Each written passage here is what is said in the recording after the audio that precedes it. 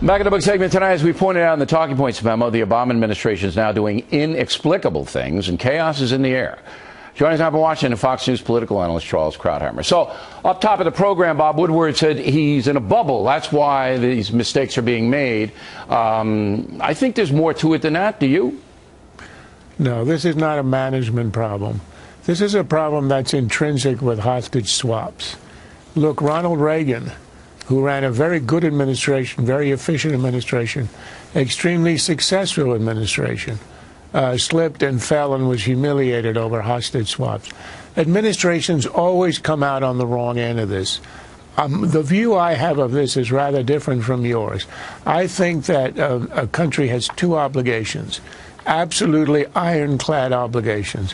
Number one, if there's a soldier being held, you get him back.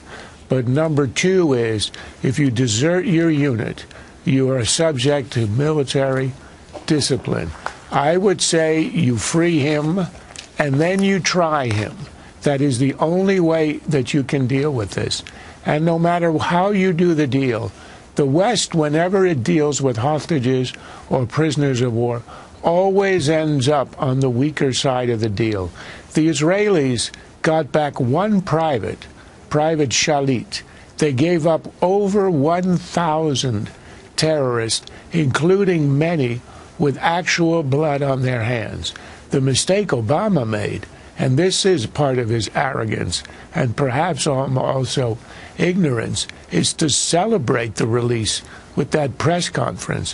When you make the swap, you know that the terms are uneven. You know the five guys that you have on the screen now are going to return, are going to try to kill Americans. This is a somber and solemn thing that you do with regret and with sorrow. All right. But you do it in the name of a code. So you would have made the swap had you been the president? Yes. I would not have. I got a letter from a viewer that said this is like in World War II swapping Patton, Eisenhower, and Bradley for Sergeant Schultz. All right? And I think there's something to that. In war, you have to make very, very tough decisions. And you have to make the decisions about what is best for America. Okay? Totality. All right? And here, these five, all right, are much more valuable to the enemy. And I understand the code that the United States can't leave anybody behind. But I think you're putting more people in danger. I mean, physical danger. And as commander-in-chief, I would not have made a deal. I would have tried to broker another deal. You wouldn't have gotten another deal. You can be sure they've been trying another deal. The Taliban can sit and wait. We can't sit and wait. We're leaving in 2 years. We're really leaving at the end of this year. And the Taliban will be there forever. They know it. We know it. They have the cards. We don't. I do not disagree with an iota of your analysis. They got the better of the deal by far. They always do. You name me one hostage exchange in which the West released hostages and ended up at the upper end of the deal. The reason is we put a premium on individual human lives the way the other guys don't. That's the difference between a civilized society and a barbarous society. And we pay a high price for being civilized. All right, but we have to protect the nation, you see. And when the nation's protection is put in jeopardy, which it will be now, because these five guys, they're commanders. I mean, these are people who are going to be repatriated back, and they're going to do enormous amount of damage until we kill them. So I'm making a decision based on what's best for the country. Now, let's just, and I respect your opinion, and I could be wrong, but I want to ask one more question in the minute we have left.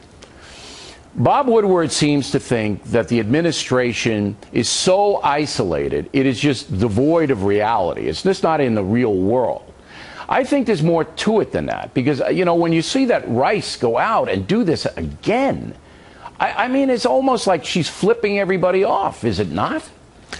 The Rice thing is inexplicable. It seems to me there's something about Sunday mornings for Susan Rice. That's right. Apparently, on that half day, she is unable to get within sight, within range of the truth. I think she ought to stay home Sunday mornings and let other people speak.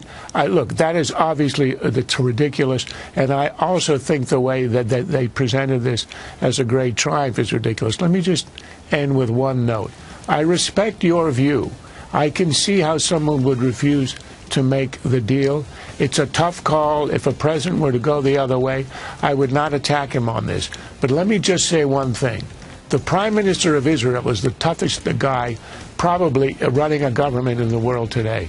And he gave up 1,000 killers for one private. And he knew that would hurt the security of his country, and it will. But sometimes in the West, as a matter of honor for your country, you have to do it. Charles, thanks as always.